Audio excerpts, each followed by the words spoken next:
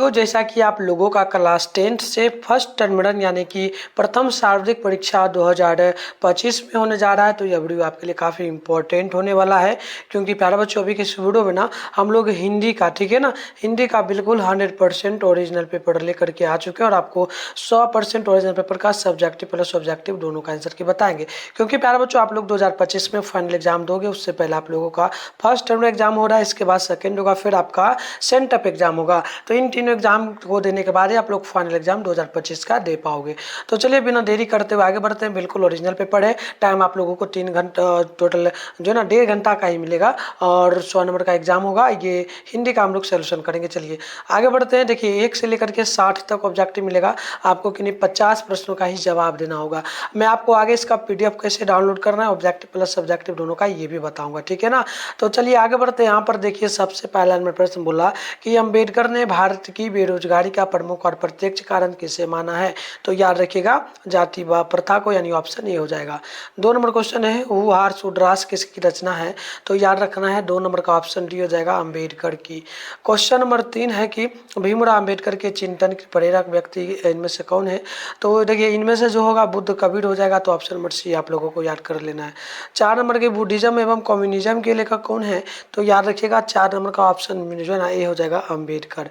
अगली प्रश्न आप लोग यहाँ पर देख लीजिए 5 नंबर है सभ्य समाज की आवश्यकता क्या है। तो याद रखिएगा राइट आंसर 5 का ऑप्शन भी हो जाएगा श्रम विभाजन। तो इस प्रकार से सारे प्रश्नों का आंसर की मैं आपको बताऊंगा। आप चैनल पे अगर पहली बार सब्सक्राइब कर लेना, क्योंकि प्यारे बच्चों इसके बाद संस्कृत प्लस टोटल जो भी सब्जेक्ट है सारे सब्जेक्ट का ओरिजिनल पेपर का आंसर की मैं डाल रहा हूँ, वीडियो डालूंगा तो आप देख पाओगे। साथ में नेक्स्ट आपका क्लास भी होता है 2025 के लिए शाम में 6:30 बजे। तो आप लोग उस टाइम जुड़ना चाहे तो जुड़ सकते हैं। नोट्स वगैरह भी आप लोग ले सकते हैं इसी चैनल से। व्हाट्सएप ग्रुप से कैसे ज्वाइन करना है हम सिखा देंगे। चलिए 6 नंबर क्वेश्चन है कि सेन साहब की कितनी लड़कियाँ थी। तो याद रखिएगा 6 का ऑप्शन नंबर सी होगा 5 लड़कियाँ थी। क्वेश्चन नंबर 7 है कि मदन किसका बेटा है। तो 7 नंबर का ऑप्शन आपको डी याद रखना है, ये हो जाएगा गिरधर लाल का। क्वेश्चन नंबर 8 है गिरधर लाल सेन साहब की फैक्ट्री में क्या करता था। तो याद रखिएगा राइट आंसर बिल्कुल इसका भी होगा, यानी कि किराने का काम करता था। 9 नंबर की सेन साहब की मोटर कार किस रंग की थी। तो याद रखिएगा 9 नंबर का ऑप्शन सी हो जाएगा, यानी कि काली रंग की थी।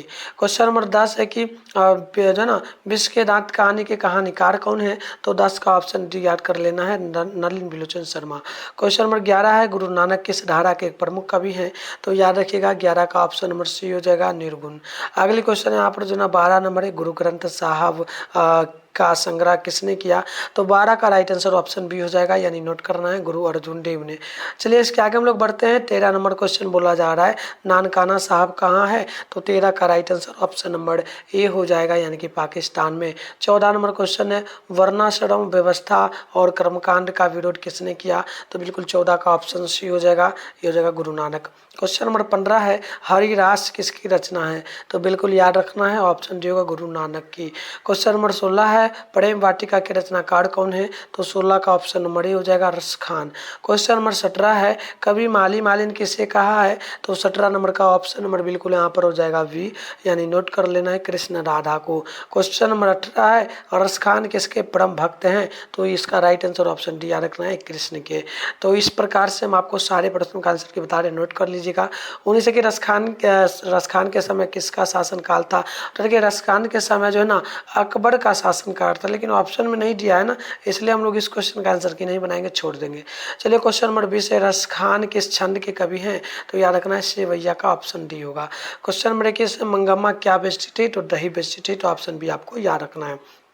22 से मंगम्मा की बहू का क्या नाम था। तो नंजम्मा था। तो ऑप्शन आपको ये याद रखना है। 23 नंबर है कि मंगम्मा का किसके साथ विवाद था। तो बहू के साथ। ऑप्शन भी याद रखना है। 24 है कि श्रीनिवास किस भाषा के कवि हैं। तो कन्नड़ भाषा के। ऑप्शन सी आपको याद रखना है।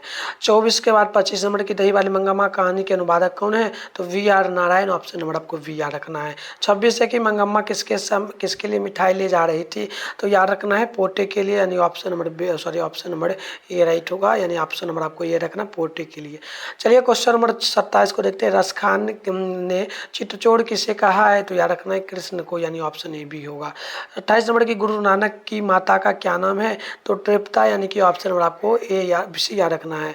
29 है कि अम्बेडकर का जन्म कहाँ हुआ था, तो मध्य प्रदेश में हुआ था, तो ऑप्शन नंबर आपको जो ना डी याद रखना है। चलिए क्वेश्चन नंबर 30 को देखते हैं। सेन साहब के बेटे का क्या नाम है, तो कासू, आपको ऑप्शन नंबर डी सी याद रखना है। 21 नंबर है योर और लॉ हुआ कैसे व्यंजक है, तो याद रखना अंतःस्थ व्यंजन होगा, ऑप्शन बी होगा।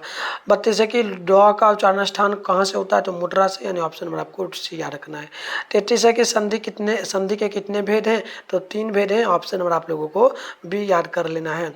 24 नंबर 34 है कि जगदीश किस संधि का उदाहरण है, तो याद रखना है ये हो जाएगा बिल्कुल 34 नंबर का राइट आंसर, ऑप्शन डी, यानी कि नोट करना है व्यंजन संधि का।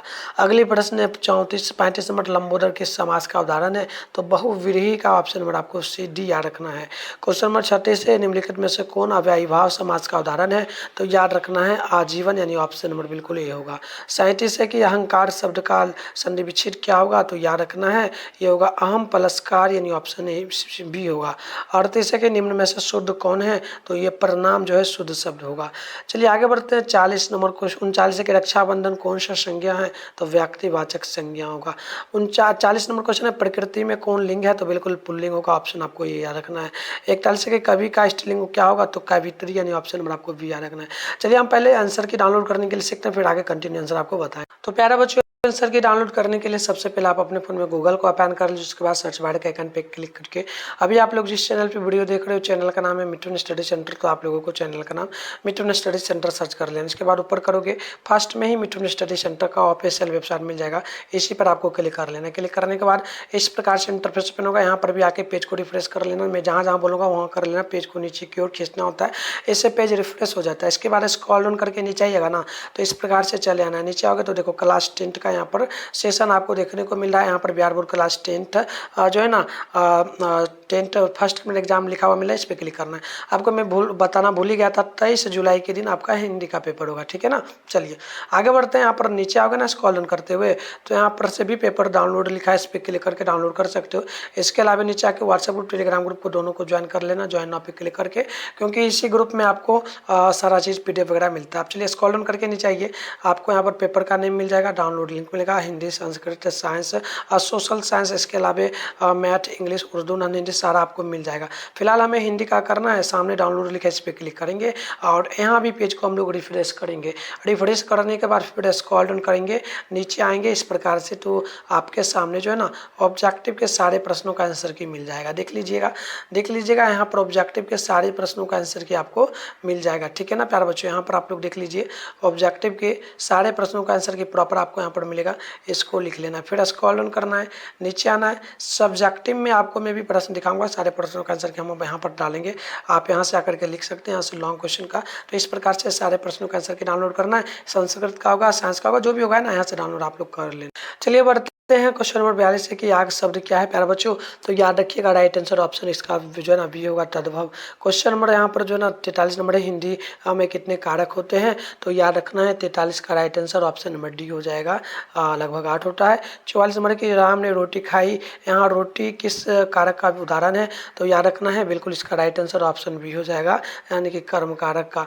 क्वेश्चन नंबर 45 है पुरुषवाचक सर्वनाम के कितने भेद हैं, तो याद रखिएगा 45 का ऑप्शन हो जाएगा, ये होगा 3 भेद। क्वेश्चन नंबर 46 है जिस क्रियाओं में कर्म होते हैं उन्हें कौन सी क्रिया कहते हैं, तो बिल्कुल 46 का ऑप्शन नंबर बिल्कुल वी होगा, नोट करना है कर्म संक्रमक। 47 है कि बनावट के विचार से शब्द कितने भेद होते हैं, तो 47 का ऑप्शन हो जाएगा 3 प्रकार के। आगे बढ़ते हैं 47 के बाद 48 नंबर क्वेश्चन आप लोगों से बोला जा रहा है, और प्रश्न है कि शब्द के पहले लगने वाले शब्दांश को क्या कहते हैं, तो बिल्कुल इसका ऑप्शन सी होगा, ये होगा उपसर्ग।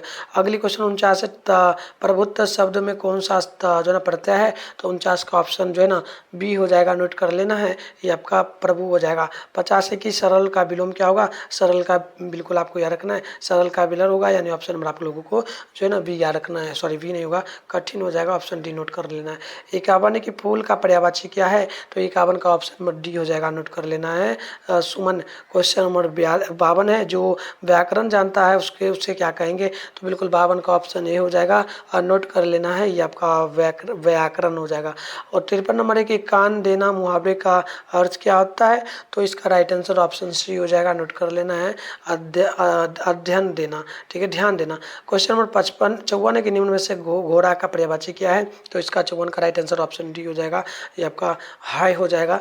55 है कि जो कम जानता है उससे क्या कहेंगे, तो इसका राइट आंसर ऑप्शन नंबर बिल्कुल सी हो जाएगा, नोट कर लेना है, अल्पज्ञ। क्वेश्चन नंबर 56 है काली बिल्ली भाग गई किस विशेषण का उदाहरण है, तो 56 का ऑप्शन नंबर हो जाएगा काली का। क्वेश्चन नंबर 57 मिठास का में कौन सा संज्ञा है, तो इसका राइट आंसर ऑप्शन नंबर बिल्कुल जो है ना सी हो जाएगा, नोट कर लेना है, भाववाचक संज्ञा। 58 है कलंक शब्द का विलोम क्या होगा, तो इसका राइट आंसर ऑप्शन होगा कलंकित। क्वेश्चन नंबर देख लीजिए, यहाँ पर देख लीजिएगा 58 के बाद 59 है कि बुद्धि शब्द का स्त्रीलिंग क्या होगा, तो 59 का ऑप्शन आपको वी याद रखना है, बुद्धिमती। और 60 नंबर की नाक का बाल होना मुहावरे का अर्थ क्या है, तो इसका राइट आंसर ऑप्शन बी हो जाएगा, यानी कि अत्यंत प्यार होना। तो इस प्रकार से हमने टोटल ऑब्जेक्टिव प्रश्नों का आंसर क्या आपको बता दिया। अब ये देखिए सब्जेक्टिव प्रश्न खंड ब में बोला है, इसमें आपको क्या करना है, ये गद्यांश डैश को पढ़ करके आपको ना ये सारा पढ़ करके यहाँ पर जैसे कि पहला क्वेश्चन है समय किसके द्वारा हुआ मूल्यांकन, इस प्रकार से पहला दूसरा तीसरा का उत्तर बनाना है। उसी प्रकार से दूसरा क्वेश्चन है 10 नंबर के लिए भी था, ये आपका है गद्यांश, और इसमें इसे पढ़ करके आप लोगों को पहला का दूसरा का तीसरा का चौथा का पांचवा का, तो इन सभी प्रश्नों का उत्तर आप लोगों को जो है ना बता देना। इसके अलावा 3 नंबर क्वेश्चन है, इसमें से आपको 300 से 250 से 300 शब्द में एक का निबंध लिखना, जैसे पर्यावरण संरक्षण, राष्ट्रीयता, राष्ट्रपिता महात्मा गांधी, ये सारे में से किसी एक पर। इसके अलावा आगे बढ़ोगे तो यहाँ पर हो जाएगा आपका अब अपनी दिनचर्या को एक पत्र में लिखिए अपनी माँ को, अथवा में आप लिख सकते हैं बिहार में जो है ना बढ़ता हुआ मित्र के बीच में संवाद को लिखना है। इसके अलावा 5 नंबर क्वेश्चन में किन्हीं 5 प्रश्नों का ही जवाब देना है, 20 से 30 शब्दों में लिखना है, 10 नंबर के लिए होगा। जैसे पहला क्वेश्चन, दूसरा, तीसरा, चौथा, पांचवा का, या फिर इन सभी में से किसी का, मैं सारे प्रश्नों का उत्तर जहाँ से बता डाउनलोड करने डालूंगा, देख लेना। 6 नंबर है, 6 नंबर में से भी किसी जो है ना एक पर लिखना है, जैसे पहला पर, दूसरा पे, तो ये 5 नंबर के लिए होगा। तो मिलता है नेक्स्ट वीडियो में, तब तक के लिए।